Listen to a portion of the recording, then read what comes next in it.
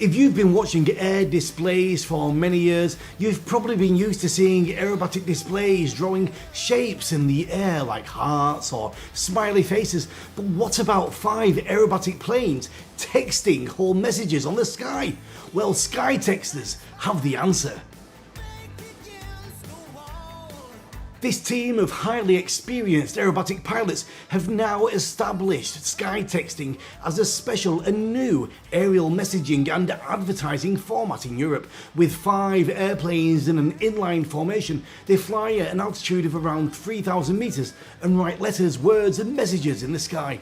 A letter's size of around 200 by 200 meters, a message is a few kilometers long and can be seen from far distances and by hundreds of thousands of people, even millions if placed at the right event at locations. Wow. Alright, we need to check out how much money they want for air sports news on the sky. This could be a great new start for the last episode of Season 7. I'm your host, REGAN TETLOW. We're ready to go.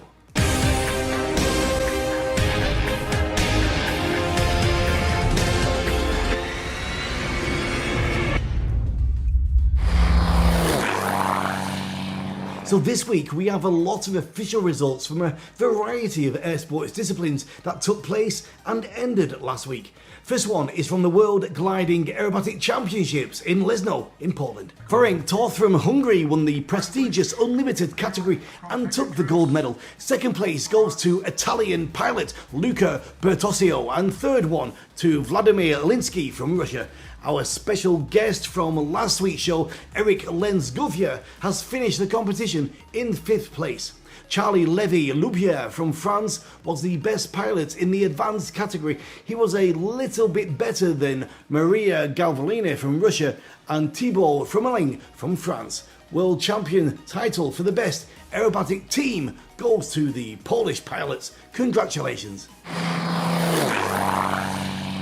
And the second big aviation contest took place also in Poland, the 14th World Advanced Aerobatic Championships. It was organised by the Pomorski Aero Club from Turin. More than 30 pilots from all over the world were on the starting grid. So who won? Let's find out. Dmitry Samakolov from Russia won the competition in the overall classification, earning 200 points more than the second, which was Oliver Banks from Germany. The last place on the podium goes to French pilot Robin Picard. The best nation team was the Russians. Second place goes to the French team and third to Romania won. Let's stay in Poland for a little longer because our flying cameraman is just back from the Jacqueline Slalom Cup, which is named the unofficial Paramotor Slalom World Championships. Take a look at how spectacular this discipline really is. More than 30 pilots in 2 categories were fighting between several inflated pylons over the Jacqueline Lake. More than 500 qualification flights in 15 tasks were performed.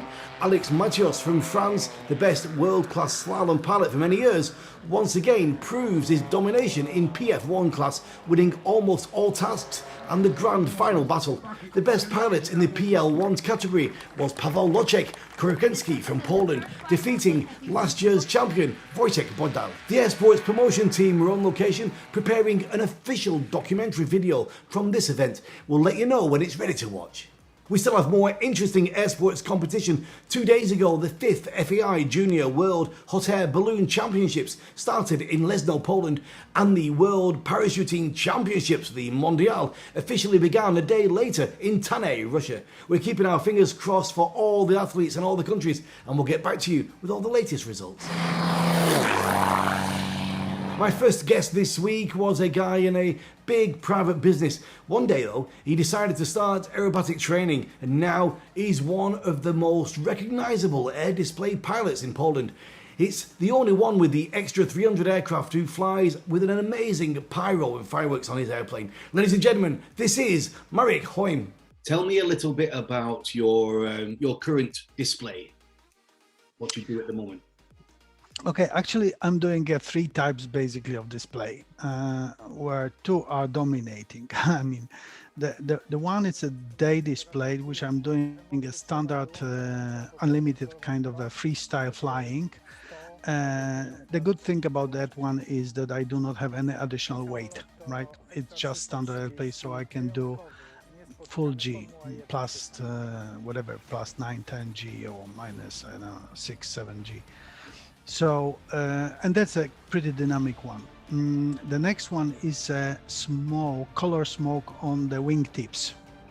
That's also a day event, but of course then the G's that I can do there, it's much lower. So it's much closer to ballet, right? Yes.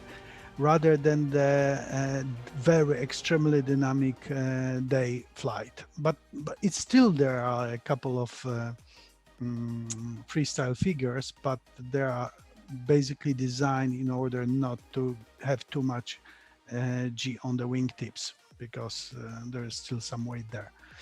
And the last one I do, it's a night event, and this night event consists of a couple of potential options, but basically it's a dusk event actually, so it's up to 30 minutes after the sunset, and then I'm doing the show up in the air, whatever it could be there, with the kind of a tail, which is even 100 or 200 meters long, with the pyrotechnics. That looks pretty significant. And close to the air, so I was doing the pyro slalom, so the slalom out of the pyrotechnics when I was flying in between with the pyrotechnics, so a lot of pyro there. This was this year in Leshna. I also did it in Saudi Arabia, over the water. I spoke with Marek for almost half an hour, and you can find this interesting chat on our YouTube channel. It's really worth a watch. The 36 FEI World Gliding Championships for club, standard and 50-metre classes at Moncler-Gouet Airport began 5 days ago. Pilots will fly there until the 20th of August, and the world's best and most talented glider pilot, Sebastian Carver, has sent us some videos from the beginning of the competition. Take a look.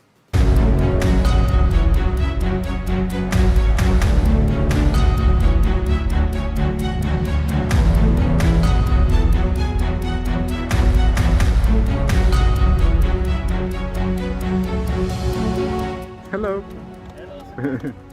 The new tracker from the REGAN. Yeah. And it will be installed in all gliders. Pierwsza konkurencja. No to nie holują nawet. Starają się holować pod kumulusy. Zobaczymy, co będzie z tego zakazu krążenia nad lotniskiem. 2,5 km jest zakaz krążenia. Trochę sobie tego nie wyobrażam przy takiej niskiej podstawie.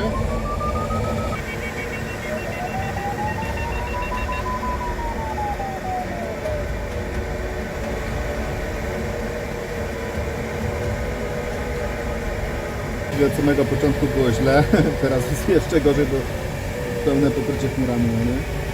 Ale jakby nas ten szlaczek tutaj przytrzymał chociaż zerkowo, to dolecimy.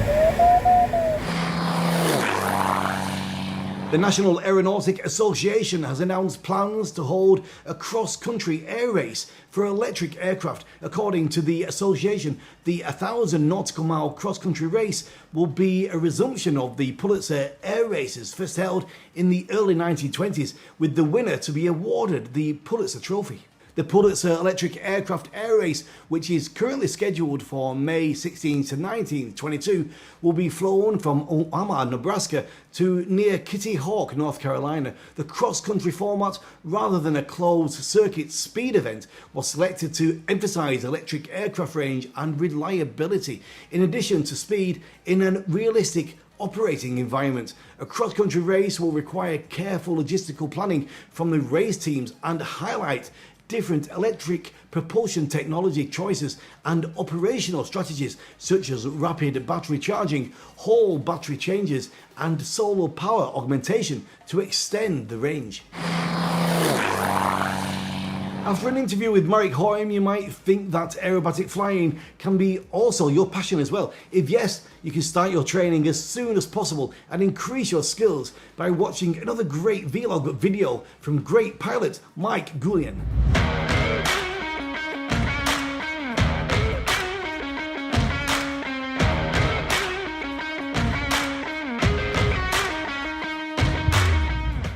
This time Mike is turning the fun meter up a notch because spins are fun, but snap rolls, called flip rolls in Europe, are way more fun.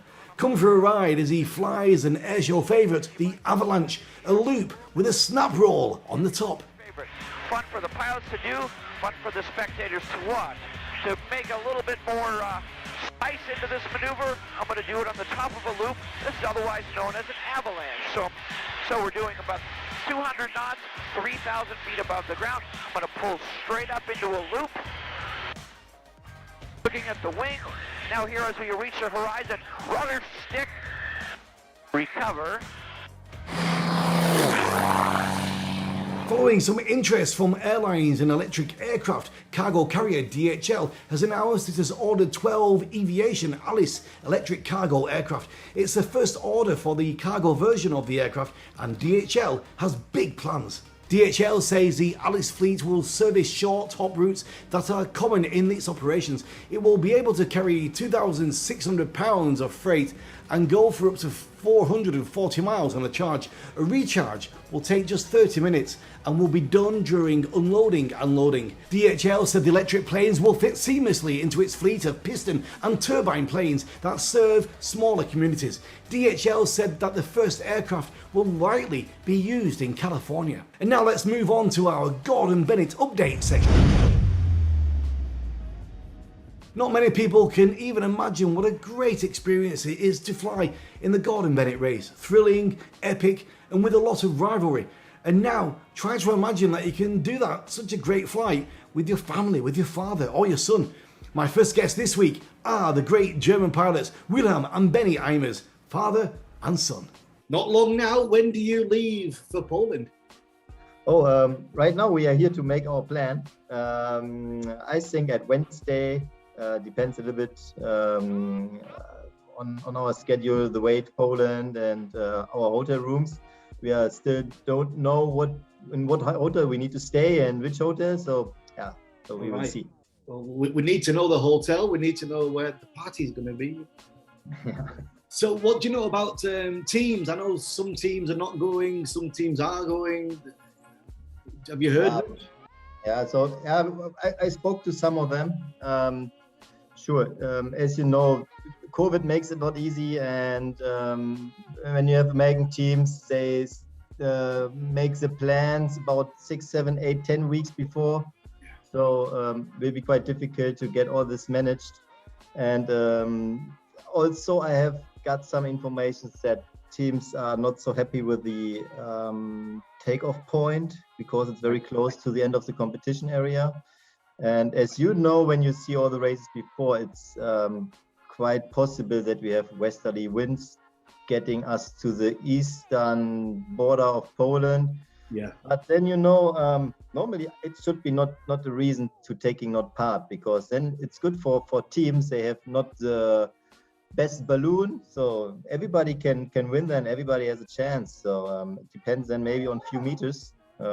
Why not taking part? Yeah, it's not only to win, it's also to be part of the Gordon Bennett family.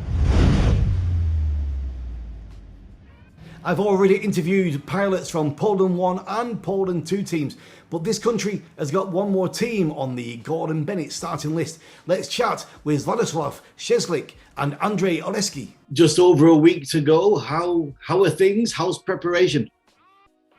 So we have next flight with gas balloon in Bitterfeld after tomorrow. Yeah.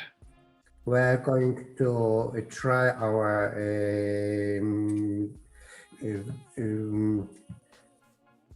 things for high flights. Yes. And on Friday morning we are going to 6,000 meters. 6,000 meters, so big coat, oxygen. Yes. Right. All the things. Yeah, 6,000 meters, 18,000 feet, almost 20,000 feet. It's a big altitude, isn't it? Wow. Is this, I'm not sure actually, is this your first Gordon Bennett or not?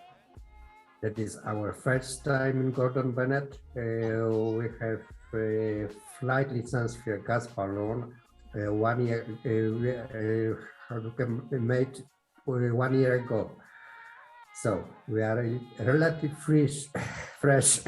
Fantastic. So who is going to Turin? All the family? How many people? So our family is with us. Yeah. So we are, I think that about 12 people coming with us. And remember, please don't forget to watch the full-length interviews with the Gordon Bennett 2021 teams on the official gordonbennett.aero website. The interviews with Germany 3 and Poland 3 teams will be available there within a few days. On the 8th of August 1929, the rigid airship Graf Zeppelin, under the command of Dr. Hugo Ekener, departed Lakehurst Naval Air Station in New Jersey, heading east across the Atlantic Ocean on the first circumnavigation by air. The flight was sponsored by publisher William Randolph Hearst, who had placed several correspondents aboard. The airship was constructed of a lightweight metal structure covered by a fabric envelope. It was 776 feet long. On the 9th of August 1980, Jackie Cochrane passed away at her home in Indio, California at the age of 74. Jackie was truly a giant of aviation. She earned her pilot's license in 1932 and was best friends with Amelia Earhart. She helped found the Wasps in World War II, and she was a friend and advisor to generals and presidents. Jackie was highly respected by such legendary test pilots as Fred Ascani and Chuck Yeager, earning multiples of speed and altitude record flights. On the 9th of August 1896, pioneering aviator Carl William Otto Lilienthal was fatally injured when his glider stalled on his fourth flight of the day. Flying at the Rheinal Hills near Stolin in what is now northern Germany, he had been gliding as far as 820 feet. As he sailed off the slope, his glider suddenly pitched up. Lilienthal tried to correct the altitude by swinging back and forth, but he had lost lift and the glider fell about 50 feet to the ground. Otto was seriously injured and died in hospital. On the 9th of August 1884, at the parade grounds of Chalet Meudon in France, engineers Charles Renard and Arthur Constantin Krebs made the first controllable free flight where they piloted the airship Le France over an approximate 5-mile course and returned to the starting point. The airship completed the circuit in 20 minutes at an average speed of 15.75 feet per second. That's it, guys. That's the end of the episode 10, the end of the season number 7. Next week, a change of studio from here in Montreal to Poland, where I'll be reporting with the rest of the team from the Gordon Bennett race. So as always, we'll see you back here at 1900 UTC. I'm leaving you with these stunning shots made by speed flying pilot Leo Ballet, who did some great downhill flights over the Val d'Isère in France. So stay safe and keep your eyes on the skies.